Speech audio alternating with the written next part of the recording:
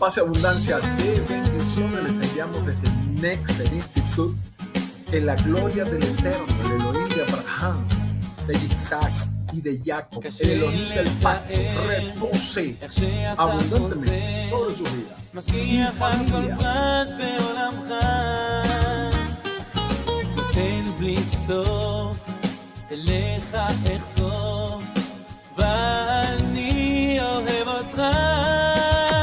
אתה ניסי ומנוסי ונתוסי ביומך אתה רופא, אתה מרפא, אתה צרפא, אתה עזרא בידך פקיד רוחי בבישל והעירה ועם רוחי גביעתי עשן לי ולא יראה.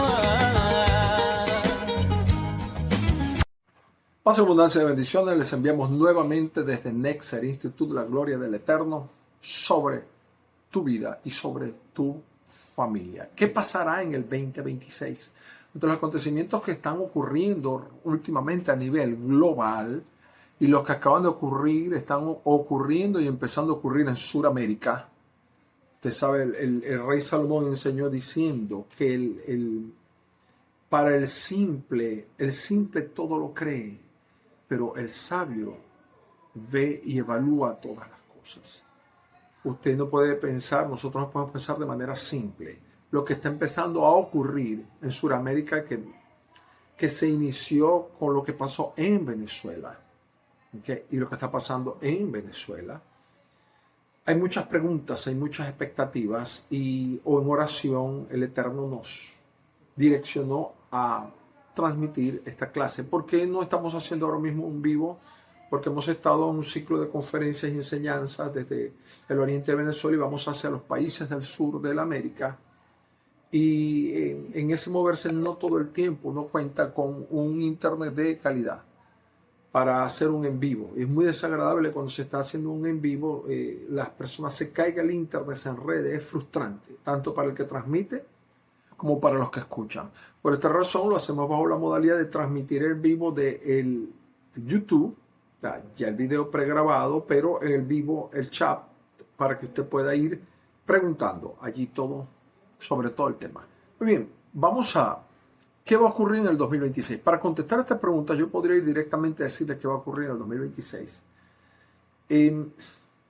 Vamos a colocar primero un contexto bíblico rápidamente. Mateo 24:3, primero es importante identificar los tiempos. Saber que las cosas no ocurren al azar. Recuerde que hay tres grandes influencias y líneas doctrinales dentro del protestantismo, que son el amilenialismo, el postmilenialismo y el premilenialismo. Usted debe tener esto claro. No quiero llenarle de tecnicismo, pero es clave. El amilenialismo es una línea que dice que será predicado primero el evangelio en toda la tierra y que luego vendrá el Señor y dará su recompensa a malos y buenos. Y también es la postura de la iglesia de Roma. El amilenialismo habla de que no habrá un milenio literal, que el milenio está transcurriendo, que Cristo está reinando, ¿ok?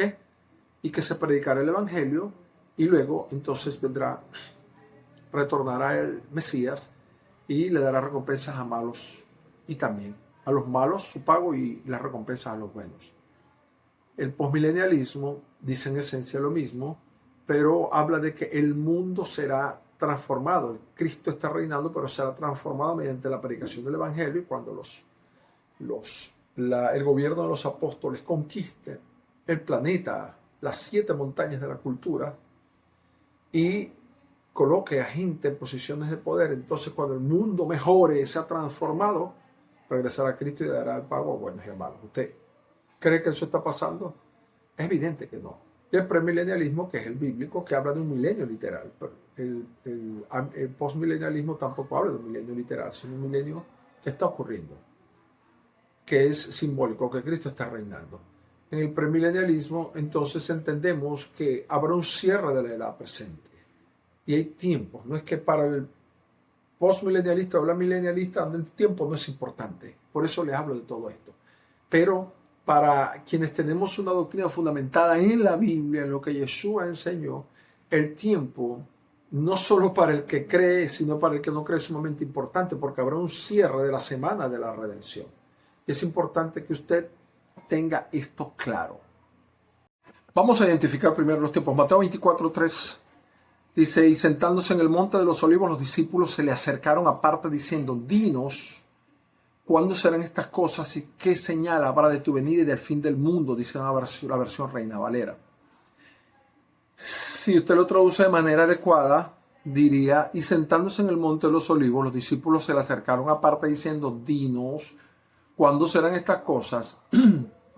¿Y qué señal habrá de tu venida y del fin de esta edad presente? Porque cuando usted revisa en la teología de Yeshua, y aquí le vamos a referir de entrada a nuestro libro, escrito por Shelia Gregory Viloria, mi persona, decodificando la edad presente, y usted va a encontrar todos los detalles de lo que aquí vamos a estar hablando hoy.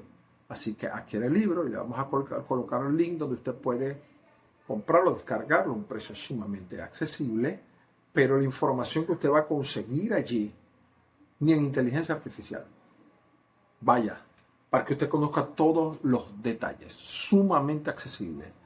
Bien, la edad presente, cuando usted va a la Biblia, no existe la teología de Agustín de Hipona o la teología de los dos pactos, que es la parte calvinista respetable, ni la teología de las 7 dispensaciones, que es la parte que viene por la línea arminiana, que es arminiana. Jacobo Arminio fue la contraparte de la doctrina del Calvino en el siglo XVI. Y en cuanto a los términos de predestinación, la manera que se interpretaba la predestinación bíblica. Pero esas son teologías que no queremos pasar a analizar en estos momentos. Son teologías, pero la teología de Yeshua, la doctrina de Yeshua, la Biblia nos habla de 2 edades. La edad presente, llamada en hebreo Olam Hasé, que comienza con Adán y termina con el retorno de Yeshua. Y la edad por venir o el mundo por venir, llamado Olam Haba, como Baruch Haba, bendito, bienvenido, sea bendita tu venida. Que comienza con el milenio y sigue hasta la eternidad. ¿Okay? Entonces, los discípulos hicieron la pregunta puntual. Los discípulos no conocían el dispensacionalismo, ni la teología de los pactos, ni nada de eso. Estamos hablando de la doctrina original, de la doctrina de los Nazaretín, de los nazarenos del primer siglo. Era cuándo será la señal de tu venida y el fin de la edad presente. Fíjese que estas 2 realidades están ineludiblemente asociadas. ¿Por qué? Porque el retorno del Mesías marca el fin de la edad presente. Y está el retorno del Mesías, el fin de la edad presente está marcado por el retorno del Mesías, la resurrección de los muertos justos y la transformación de los justos vivos. Esto es bien importante. Entonces, debemos partir de la premisa que para poder conocer lo que va a ocurrir en los próximos 5 años, y este número no es al azar, debemos partir de la premisa de conocer los tiempos, de conocer de que hay una edad presente que se cerrará. ¿Y por qué 5 y no 20, no 50, no 40, no 2, no 1? Porque de acuerdo al calendario gregoriano, Papa Gregorio XIII, gregoriano es un calendario cristiano romano del siglo XVI, 1542, allí alrededor de esa fecha, y se hizo para adecuar el calendario al calendario juliano antiguo. Es un calendario romano, ¿ok? Aunque es un calendario secular que todos usamos para efectos del trabajo diario. En la Biblia han transcurrido alrededor de 5.995 años desde Adán. ¿Y qué pasa? Según Salmo 94, la semana de la creación tiene 6 días de 1000 años y un día de Shabbat, porque 1000 años para el Eterno son como un día y como una de las vigilias de la noche, 1000 días como 1000 años como un día. Entonces, hay una semana de la creación de 6 días de trabajo y un día de reposo. está referido también en la tradición hebrea antigua. Usted dirá, ¿qué me interesa a mí la tradición hebrea antigua? A usted le interesa mucho la tradición hebrea antigua, porque podríamos estudiar la tradición china, la tradición islámica, la tradición cualquiera, pero dependiendo del tema. Pero como se trata de la Biblia, tiene que ser la tradición hebrea antigua, porque esos señores interpretaron y estudiaron hace más de 2000 años atrás. Entonces nos llevan 2000 años de ventaja en cuanto a la conexión con la fuente original. Okay. También habla del mundo, le da presente terminando en 6000 años y es evidente en la escritura. Entonces, ¿qué ocurre? 5995 como el año bíblico, Éxodo capítulo 12, versículos 1 al 3, comienza con el mes de Abib, que es entre marzo y abril. Este mes de Abib, primer día del calendario hebreo profético, comenzará hipotéticamente el año 5996. ¿Por qué digo hipotéticamente? Porque estos cálculos que comienzan en Génesis 5 son aproximados. En realidad no son totalmente precisos, pero son referenciales para saber que estamos cerca del cierre de la presente. ¿Estamos claros con eso? Hermano, ¿en qué se basa usted para decir que desde Génesis 5 y en adelante, cómo se hace? Vaya al libro de Codificando la Edad Presente. Ahí está argumentado por completo. No quiero extenderme más de lo debido. Está argumentado por completo toda la secuencia del conteo por la Biblia, no por mis suposiciones ni las de otras personas. Ok, todo en Génesis 5 comienza con la teología de los sadiquín, de los justos. Aquí la importancia de que los justos son lámparas en el planeta Tierra. Así que la reunión de Yeshua con sus emisarios, Eshlihin en hebreo, apóstoles. ¿Qué es un apóstol? Un emisario. Un apóstol bíblico no es igual que un apóstol en la teología de la apostólica y profética. Porque en la teología apostólica y profética el apóstol es un gobernante. ¿Okay? Pero en la teología bíblica, en la doctrina bíblica, un apóstol es un emisario, alguien que se le encomendó una misión. En esta línea de pensamiento bíblico, Abraham fue el primer apóstol, dicho por los mismos rabinos antiguos. Moshe fue un apóstol. Elías fue un apóstol. ¿Ve? Mi persona, cuando alguien es comisionado, ha sido capacitado, preparado, y es enviado a cumplir una misión para el Eterno, es un apóstol, es una función. Yo hago un trabajo apostólico como Sheliat, porque el Eterno nos envía en naciones para ir estableciendo su reino, para ir proclamando su reino y para establecer y manifestar los modelos del reino.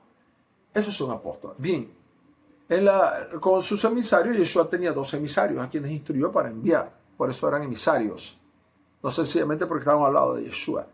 Eran emisarios porque estaban siendo preparados para ser enviados. Por eso son apóstoles. La respuesta de Yeshua ante la admiración de estos emisarios en relación al templo de Herodes, el Idumeo. ¿Por qué es importante Idumeo? Porque los asmoneos sometieron a los edomitas y los obligaron a convertirse al judaísmo. Y de allí el padre de Herodes, que era un hombre influyente dentro de la sociedad romana, un hombre muy rico, lo posicionó, logró que se le colocara como rey en Judea, y de allí el hombre marcó un tiempo, una referencia histórica, pero también hizo algo muy interesante. Herodes el Idumeo, llamado el Grande, desarrolló un gran trabajo como constructor en Jerusalén.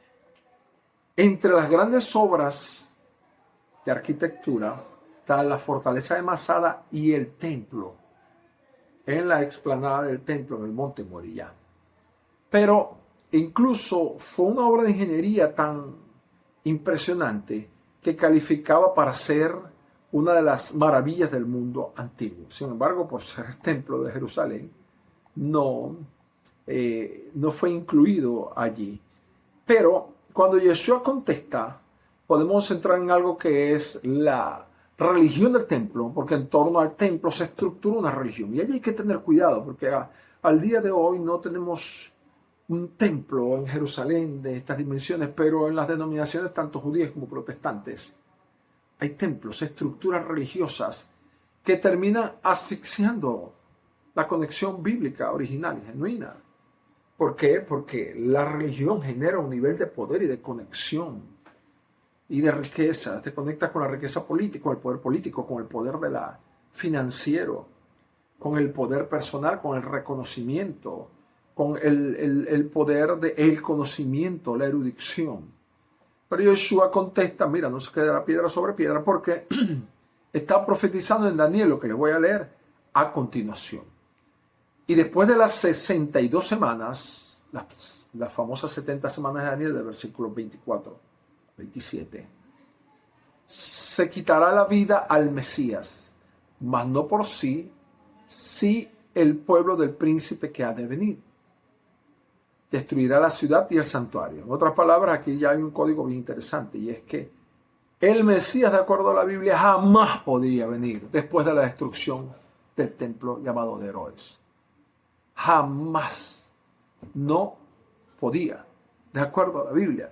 Todo Mesías o judío que se proclamó Mesías, o que es reconocido, que es sugerido, o que es presentado como posible Mesías después, de la destrucción del templo, es un falso Mesías. Es una regla básica, sencilla. Dice, destruirá la ciudad y el santuario. Con inundación será el fin de ella, hasta el fin de la guerra. Las asolaciones están determinadas. Así que era un tiempo profético fijado, y Yeshua dice, mira, no quedará piedra sobre piedra. ¿Por qué? Porque Daniel lo profetizó. ¿Y qué es la profecía? La profecía es el anuncio de los detalles del plan de redención. Esa es la profecía. Y eso es un verdadero profeta, aquel que anuncia los detalles del plan de redención. Daniel hizo esto, y este evento de la destrucción del templo es lo que se conoce también como un tiempo profético y un evento profético. ¿Qué quiere decir esto? Quiere decir que la redención como proceso se manifiesta de forma puntual y evidente para generar un cambio y también un hito y el cumplimiento de algo que ha sido anunciado. Este tiempo profético y evento profético, el evento, lo que ocurre en ese tiempo fijado, marca un antes y un después. ¿Ves? Esto es bien importante. Ahora mismo nosotros estamos en un tiempo profético, y lo va a ver al final de nuestra conferencia. Así que nada de estar pendiente del templo, de la estructura religiosa, y es igual al día de hoy. Yo sé que hay muchas personas, ministros, pastores, rabinos, que están muy enamorados, muy orgullosos del tiempo que han invertido construyendo sus edificios. Pero le voy a decir algo una vez más, lo tengo varios años compartiéndolo. En el cielo, las iglesias y las sinagogas, los edificios están cerrados. Es cuestión de tiempo cuando usted no va a poder tener un edificio ni una sinagoga. Escríbalo en cincel, en piedra con cincel. No va a poder. El mismo sistema no le va a permitir, si usted es alguien íntegro, el tener esto. Entonces usted tiene que ir en función del tiempo profético. Tiene que afianzarse en la congregación, en la Cajal, como conjunto de personas que están dentro del campamento, que están dentro del reino, y no el edificio. Donde esté el conjunto de personas, allí está el Eterno, allí está Yeshua, allí está el reino. ¿Okay? Puede haber un edificio y el reino no está allí. ¿Okay? No es que sea malo que haya un edificio, ni que sea malo que usted haya construido un edificio, pero tenga oído para oír lo que el Eterno está hablando. Hay un poquito de tiempo para actuar, para reconvertir las cosas.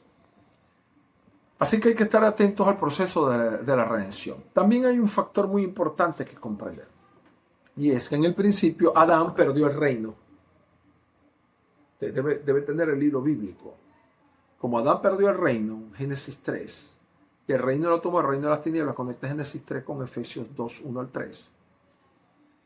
Entonces, la redención consiste en el restablecimiento del reino, en la restauración. En esa restauración se hace por medio de, o esa restauración por medio de un rescate del planeta Tierra, y ese rescate requiere una provisión legal. Por eso la provisión del sacrificio de Yeshua, que genera justificación. ¿Okay?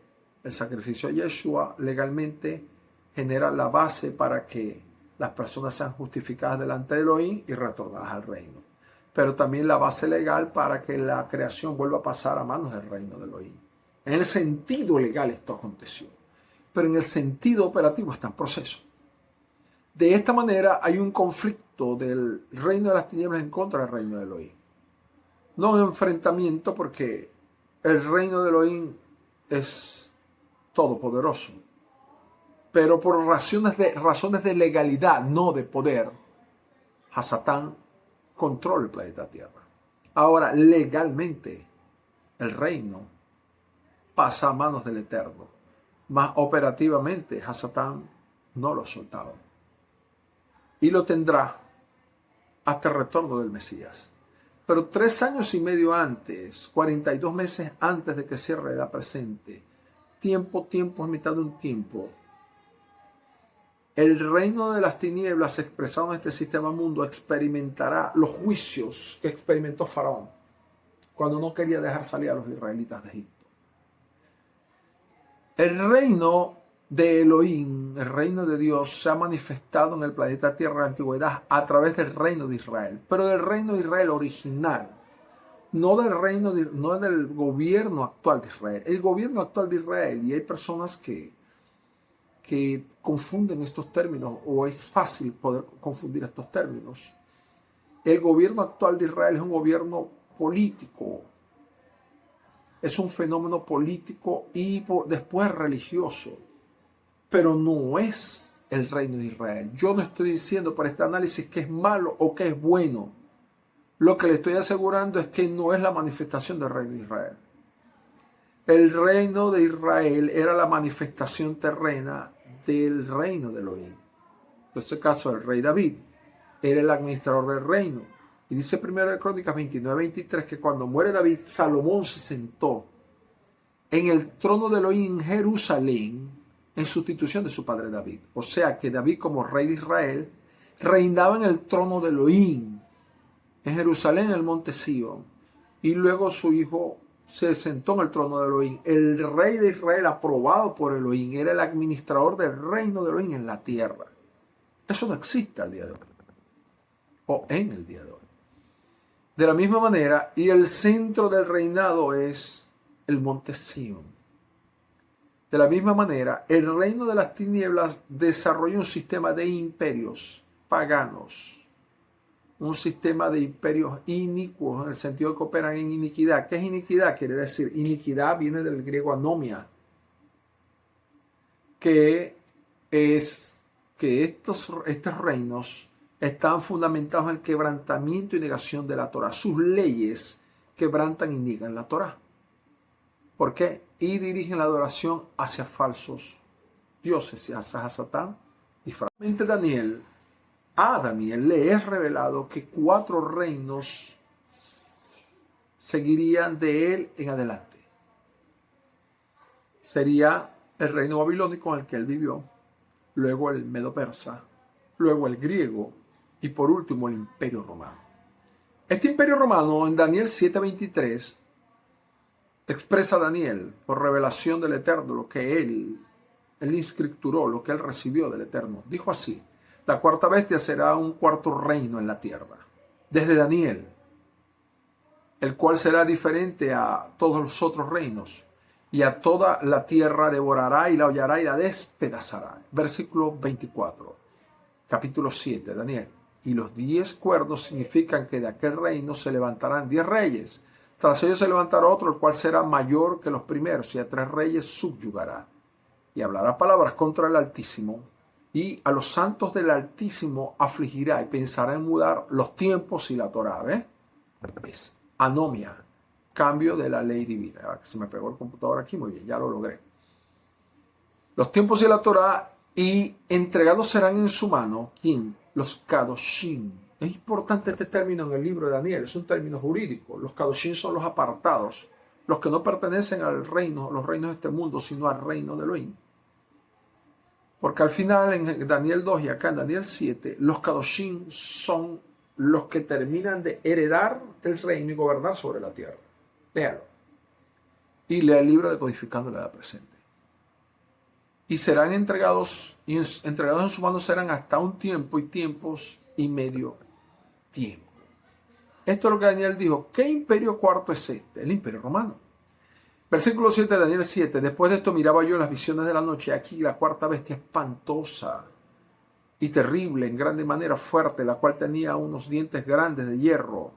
Devoraba y desmenuzaba todas las sobras. Y las sobras hollaba con sus pies. Y era muy diferente a todas las bestias. Y era que habían sido antes de ella y tenía 10 cuernos. O sea que la expresión de este imperio romano, que debe ser todos los textos, no lo voy a hacer acá, porque la intención no es estudiar el imperio romano, sino decir qué va a pasar en el 2026. Usted debe, para entender el imperio romano, ponerlo todo en perspectiva. Y es muy importante identificar el imperio romano. Hay personas con las que yo he hablado particularmente, incluso estudiosos, que cuando uno les habla del imperio romano, ellos están todavía con las estatuas de los Césares, con ese paño amarrado aquí a la mitad, con una espada y con una armadura de bronce y una corona de laurel. Pues no. El imperio romano ha tenido su origen, desarrollo, evolución y alcanzará un clímax y un final. Y si usted no lo estudia, nunca, pero oiga bien, como me dijo una vez un ministro, un investigador amigo, pero nunca, pero permítame repetirlo, tercera vez, nunca jamás entenderá el proceso de la redención, entenderá la actualidad, entenderá la historia, entenderá lo que va a pasar si usted no estudia al imperio romano. Y me paré sobre la arena del mar, Apocalipsis 13:1, y vi subir del mar una bestia que tenía 7 cabezas y 10 cuernos, y sobre sus cuernos 10 diademas, y sobre su cabeza un nombre de blasfemia. Y la bestia que había era semejante a un leopardo, y sus pies como oso, y su boca como de león. Y el gran dragón le dio su poder y su trono y grande autoridad. ¿Por qué le hablo del imperio romano? Porque sobre todo el día de hoy es fácil pensar que las 3 grandes potencias globales, Estados Unidos, Rusia y China, son por sí solos, y sobre todo los Estados Unidos, quienes gobiernan y van a gobernar el planeta Tierra. Y déjeme decirle que desde el punto de vista bíblico eso es falso, eso es un espejismo. Una cosa es ser el gobernante y otra cosa es ser el instrumento del gobernante. Y entre esta diferencia de realidades proféticas, conceptos o la manera como se interpreta esta realidad, pueden ocurrir grandes errores. Y recuerden que si usted comete un error pintando un cuadro o haciendo una receta, no hay problema, usted corrige y aprende. Pero los errores que cometa desde el punto de vista teológico, doctrinal y profético, ahora van a impactar su futuro y el de su familia. Muy importante. Entonces, este reino, que lo volvemos a ver allí en Apocalipsis en el cierre, recibe esa autoridad de la bestia, recibe esa autoridad del dragón. ¿Quién es el dragón? Satán. Apocalipsis 12. Y adoraron al dragón que había dado autoridad a la bestia. Y adoraron a la bestia diciendo, ¿quién es semejante a la bestia y quién podrá luchar contra ella? Ahora, ¿cuál es una tremenda desventaja y dificultad? La tremenda desventaja y dificultad es que estos términos, la bestia, Apocalipsis, el dragón, el sello, los sellos, la marca, han sido saturados, bañados, revestidos de una profunda carga religiosa y denominacional. Así que la escatología, en vez de convertirse en una herramienta para interpretar los eventos futuros, se convirtió en un cuco, en algo que da miedo, y en una herramienta religiosa, algo que la gente ve como un fantasma, como algo dominante, esclavizante, porque habla de Apocalipsis. Por supuesto, eso no es casual y no es el tema al que yo quiero entrar, pero y esto es bien importante. El dragón, Hasatán, quien es el gobernante del reino de las tinieblas y quien es el gobernante en el imperio romano. Su representante en la tierra es el emperador. Y fue vista otra señal en el cielo, 12:3 de Apocalipsis. Y aquí un gran dragón bermejo que tenía 7 cabezas y 10 cuernos, y en sus cabezas 7 diademas. ¿Ok? Este es el dragón que le entregó la autoridad a la bestia. Ahora, no es coincidencial que Apocalipsis 12 habla de la mujer sobre la luna con 2 estrellas, vestida de sol, que es el Israel original, la Cajal, si quiere llamarlo así, la iglesia de los redimidos. en contraposición la otra señal, que es la señal del dragón rojo. Aquí vemos el reino de Elohim, el reino de las tinieblas. Luego vemos en el capítulo 13 el reino de las tinieblas expresado en el gobierno, en el imperio romano, pero en la fase del último emperador romano. ¿Quién es el último emperador romano? El antimesías. El imperio romano nunca se extinguió. Usted debe estudiar, y vuelvo, Decodificando la Edad Presente. Se ahorra usted el trabajo. El libro Decodificando la Edad Presente es nuestro libro. Debe estudiar de Julio César a Constantino. Julio César, quien fue el fundador, no el primer emperador de Roma, pero el fundador oficial del imperio romano, que vivió del año 100 al año 44 antes del Mesías. Y luego usted debe estudiar a Flavio Valerio Constantino, quien vivió del 272 hasta el 337 aproximadamente. Cómo Constantino convirtió al cristianismo en la religión del imperio y cómo se desarrolló todo de ahí en adelante, cómo el imperio romano se dividió en dos, como las piernas de Daniel capítulo 2 de la estatua, y cómo cayó primero el imperio romano de Occidente, no cayó, mutó. Vea la influencia de los pueblos hermanos, de las legiones, de los mercenarios romanos, cómo esto mutó, cómo el conocimiento, las grandes obras quedaron en los monasterios, cómo todo esto luego se unificó, cómo mutó, cómo se juntó con el Oriente cuando cae el Imperio Bizantino en 1457, cómo todo esto se unificó y cómo llegó hasta el día de hoy. Lea el libro Decodificando la Edad Presente. Pero el Imperio Romano nunca cayó, mutó, o sea, se transformó.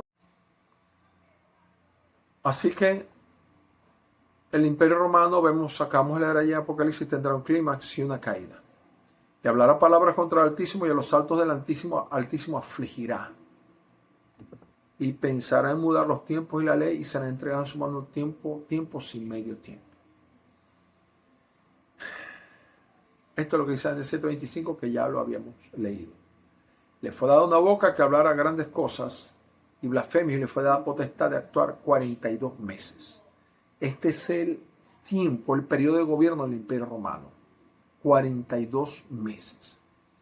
Muy bien, esos 42 meses, esos 3 años y medio, son los conocidos popularmente en la teología como la Gran Tribulación, precisamente porque serán el tiempo en el cual el último emperador romano tendrá la autorización de parte del Eterno, la autoridad permisiva del Eterno para actuar, para gobernar sobre el planeta Tierra. Ahora, el reino de las tinieblas es evidente, lo dice abiertamente, lo dice ya sin ningún tipo de prejuicios, ha trazado un plan en el cual debe haber un control total del planeta Tierra para el año 2030. Coincidencia, el 2030 se cumple el año 6000, de acuerdo al calendario hebreo. Interesante de la creación. Pero en la medida, como vemos nosotros, cuando usted mira, es importante que usted estudie la geopolítica. Cómo van dándose los eventos entre las naciones con contexto global. No solo vea su política local y menos la política, el fenómeno político partidista. Generalmente las naciones miran la política desde el punto de vista político partidista. O sea, tú eres del partido de los blancos y el otro es el partido de los verdes, y los blancos contra los verdes, y el verde hizo lo bueno, el malo hizo lo bueno. No, pero es complicado, ¿no? Estamos hablando de política, verdaderamente, de la administración de naciones, del arte, de la política, de la ciencia política, y de la interacción de las naciones en un contexto, un concierto global. Cuando usted mira a la política, usted se dará cuenta, a la geopolítica, que el mundo está abiertamente preparándose para una gran confrontación. Estamos detectando características especiales. Y esto que usted está viendo no es más que la preparación para el cierre de la redención. El mundo dentro de poco tiempo entrará en un periodo llamado la Gran Tribulación. Es el gobierno del antimesías, como les comenté. ¿Cuándo ocurrirá la gran tribulación? Yo no le estoy hablando del día, no dentro de un año, dentro de un mes, dentro de 2 días, dentro de 1 hora. Pero sí le voy a dar la referencia bíblica.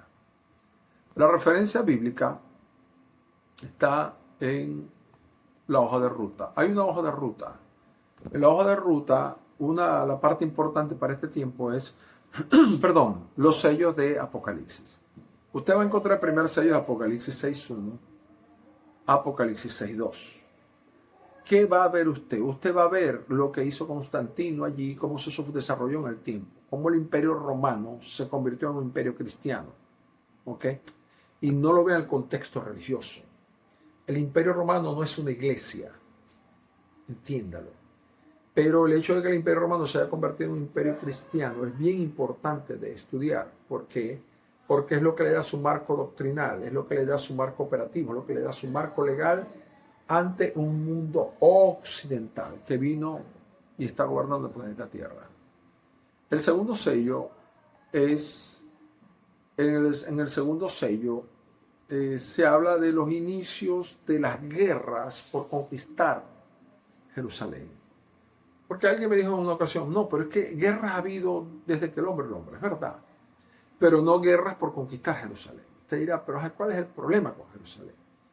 El problema con Jerusalén es 1 Crónicas 29-23. Que en Jerusalén está el trono de Elohim, como dice 2 Tesalonicenses capítulo 2, versículos 1 al 3. El último emperador romano. Quítese la palabra anticristo. O sea, sí es correcto decir anticristo o antimesías, pero es el último emperador romano. Necesita sentarse en el trono de Elohim en Jerusalén para cumplir el sueño de Hasatán en Isaías capítulo 14. Sentarse en el monte de Elohim para ser semejante al Altísimo. Esto es una realidad profética. Entonces, las primeras guerras por tratar de conquistar Jerusalén se dieron en ese segundo sello. Se llaman las cruzadas. Se llamaron las cruzadas. El tercer sello habla de una reconversión del el tercer sello habla de Apocalipsis 6.5 a Apocalipsis 6.6. Vamos a ver. Segundo sello, el primer sello, Apocalipsis 6.1, 6.2. Ok. Luego el segundo sello, Apocalipsis 6.3 al 6.4. El tercer sello, ok, estamos 6.5 al 6.6, un caballo negro, y estaba sentado sobre el trono, tenía una balanza en la mano. ¿De qué habla? De una reconversión del sistema financiero y comercial global.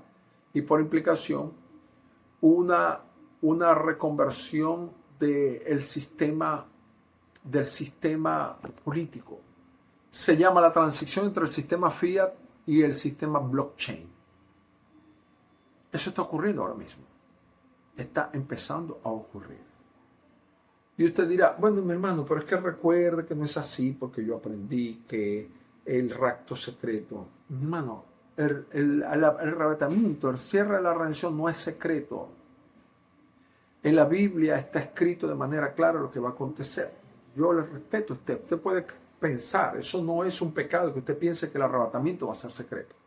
Porque si usted cree que el arrebatamiento es secreto y que es antes de la tribulación y cree que es a la mitad o cree que es al final, por ninguno de los 3 casos usted va a perder la salvación. La diferencia va a radicar en cómo va a ser su futuro. Allí sí. Pero la Biblia no habla de un arrebatamiento secreto pretribulacional. En ninguna parte dice que el arrebatamiento es secreto y no es tema de esta ocasión. Usted puede escribirnos en comentarios y podemos hacer una enseñanza específica sobre todo. Hemos hecho muchas. Pero en el libro de Codificando la Edad Presente también tocamos sobre este tema. El cuarto sello habla de una gran confrontación global cuando se suelta el caballo pálido, color cloros. ¿Okay? Cloros es un verde como el cloro, verde amarillento. Y le seguía el Sheol y la muerte. Y esto habla de una gran confrontación a nivel global, bélica. Esto está ahora mismo ocurriendo, concatenándose el tercero con el cuarto sello. El quinto sello habla de las almas debajo del altar, que habían sido convertidas en mártires. En la Alemania nazi nunca se pensó que en la cuna de la cultura europea, Alemania, iba a ocurrir lo que ocurrió en contra de los judíos alemanes. Porque los judíos alemanes fueron personas que vivían, o el judío, independientemente aún de los defectos, de lo que tú quieras, de las desobediencias personales particulares de la religión, apegados a los mandamientos. ¿Tenía algún tipo de justificación ir en contra de esos judíos? No tenía ningún tipo de justificación. Que los judíos ricos alemanes se querían apoderar de Alemania. Bueno, actuar contra los judíos ricos, tenía que actuar contra los judíos ricos alemanes, no contra todos los judíos. Independientemente de que les gusten los goyín o no les gusten los goyín, independientemente de su comportamiento religioso. Desde el punto de vista de humanidad, desde el punto de vista incluso de los conceptos modernos de democracia, desde el punto de vista de derechos humanos, entre comillas, no tiene justificación alguna. Pero ocurrió. Pasó. Y esto va a volver a ocurrir a nivel global. Cuando haya personas que no se apeguen por principios, no necesariamente judíos, ni cristianos, ni protestantes, por principios. Le va a ocurrir aún a católicos. Por principios no se apegan a las nuevas leyes de índole global. Que viene del futuro, no ahorita, pero un futuro que no es tan lejano. Y aquí nos aproximamos hacia el final. El sexto sello hasta el quinto sello. De paso, es en el quinto sello que comienza el periodo llamado Gran Tribulación. ¿Por qué decimos esto? Porque es el momento en el cual, por causa del gobierno de corte global, se van a poder aplicar sanciones o correcciones o actos judiciales en contra de las personas en todo el planeta. Allí, ya a partir de ese quinto sello, ya habrá un gobernante, habrá un emperador en el planeta Tierra. No, hermano, sí. Sí. La figura de emperador no es una figura... El problema es la manipulación mental o nuestra estrechez mental. Le pongo un ejemplo. El primer mandatario chino es un emperador. Emperador para China. Y no es ningún tipo de problema para los chinos tener un emperador. Al contrario, es un orgullo. Para los japoneses tener un emperador es un orgullo. ¿Ok? No es peyorativo llamar a alguien emperador. Para los rusos, el primer mandatario ruso es un zar, es un emperador. Y para los rusos no hay ningún tipo de problema. Es un motivo de orgullo tener un emperador, tener un zar. ¿Okay? Eso no quiere decir ni que el primer mandatario chino ni el ruso sean el último emperador romano. No estoy hablando absolutamente de eso. Pero en este caso, este va a ser un emperador a nivel global. Quinto sello, comienza la Gran Tribulación. Pero eso va a ser dentro de un año. Yo no estoy diciendo que va a ser dentro de un año, ni que va a ser dentro de 2 años. Estoy diciendo que va a ser pronto.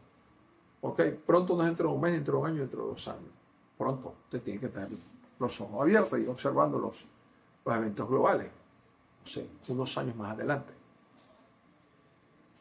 Pero hasta allí, estos sellos, que son el inicio de los juicios, porque recuerda, después se abre el último sello, el séptimo sello, abre las trompetas, eso es Apocalipsis 8.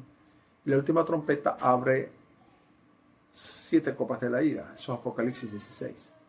Entonces, hasta allí, el quinto sello, los juicios son lineales. Quiere decir que el Eterno permite que los juicios surjan de dentro del mismo Imperio Romano. Pero a partir del sexto sello,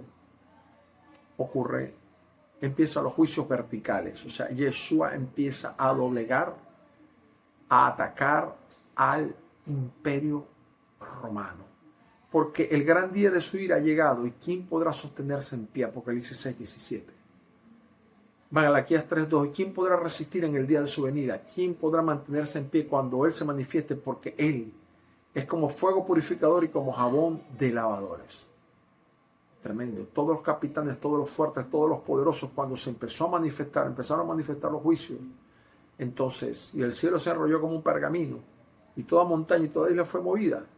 Los poderosos, los ricos, todos se escondieron en cuevas, buscaron búnkeres, pero los búnkeres no les van a bastar, no van a poder.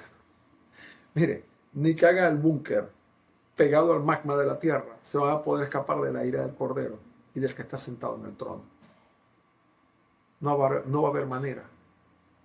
No hay manera, porque allí no se va a enfrentar con un ejército humano, ni con artefactos nucleares, ni nada por el estilo. Es con la ira del que está sentado en el trono y del Cordero, manifestada a través del Cordero. Y eso sí es un asunto serio.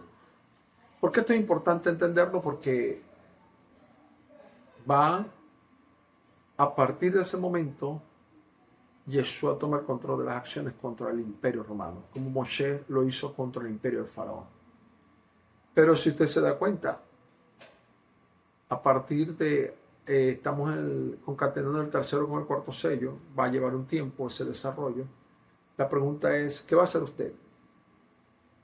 Entonces, aquí es donde viene, ya le voy a decir ahora entonces lo que va a acontecer en el 2026.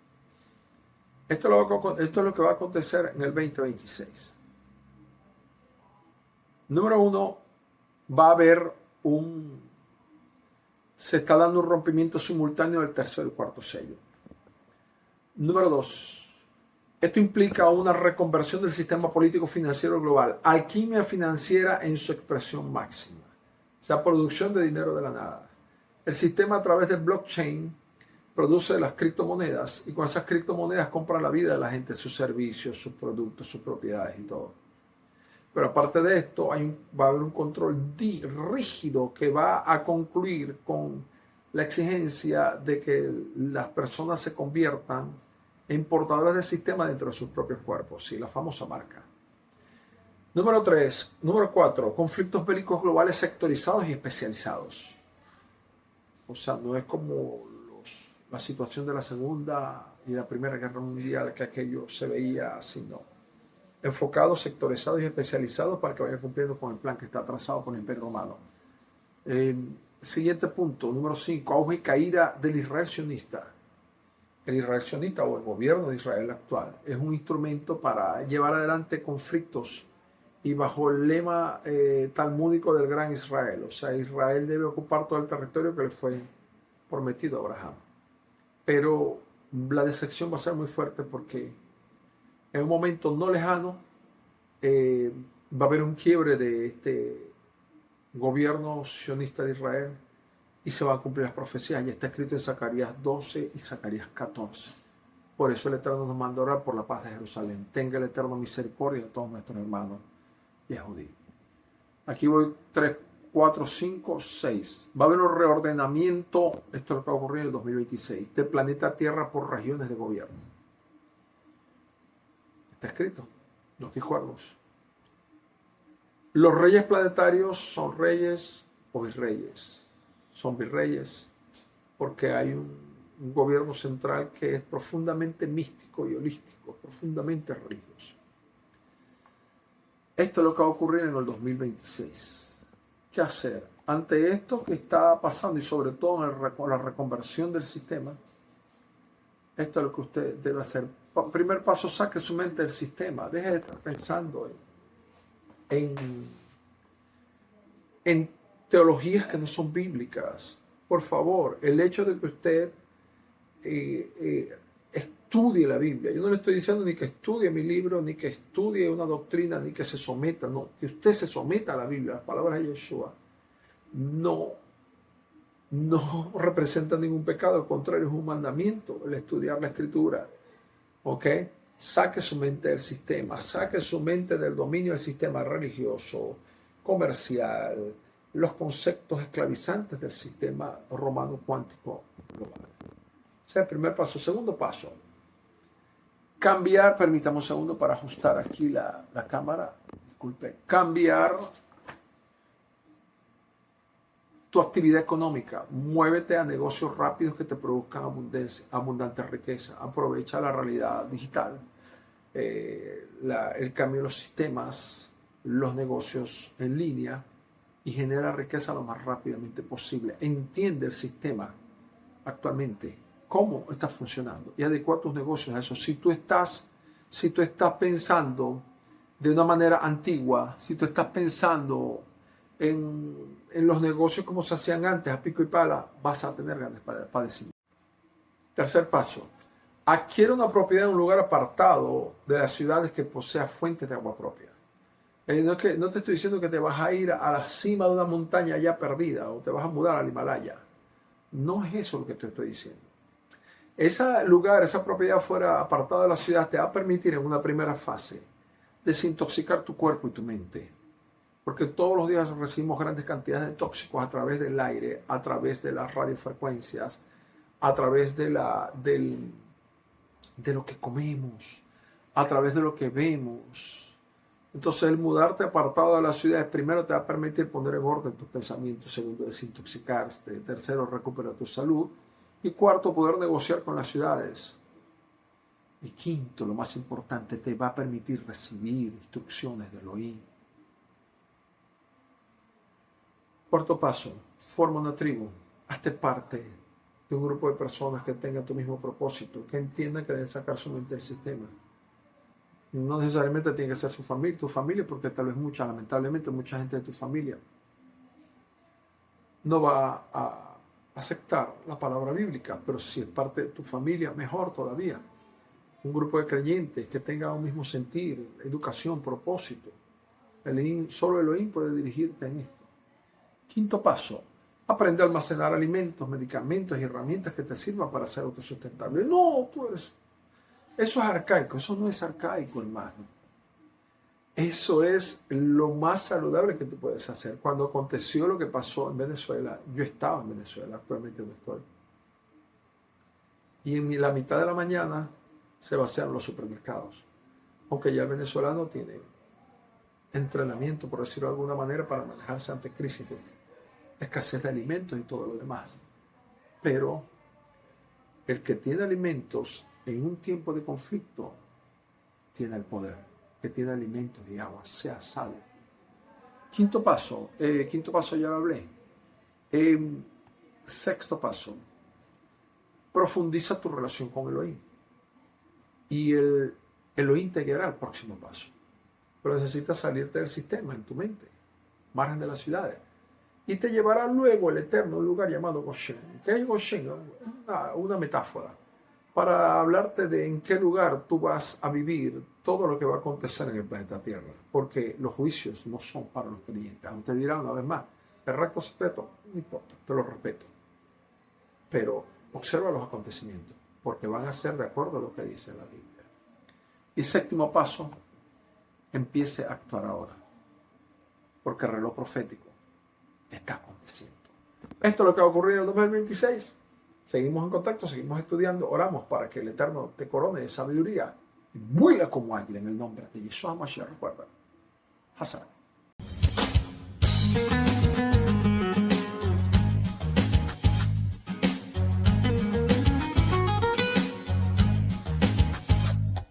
קשה לתאר איך שאתה עוזר, משגיח על כל פרט בעולמך, נותן בלי סוף, אליך אחשוף, ואני אוהב אותך. אתה ניסי ומנוסי, מנקדוסי ביומך, אתה רופא, אתה מרפא, אתה צופה, אתה עזרא, בידיו גיד רוחי, בבישה והעירה, ועם רוחי גביעתי, השם לי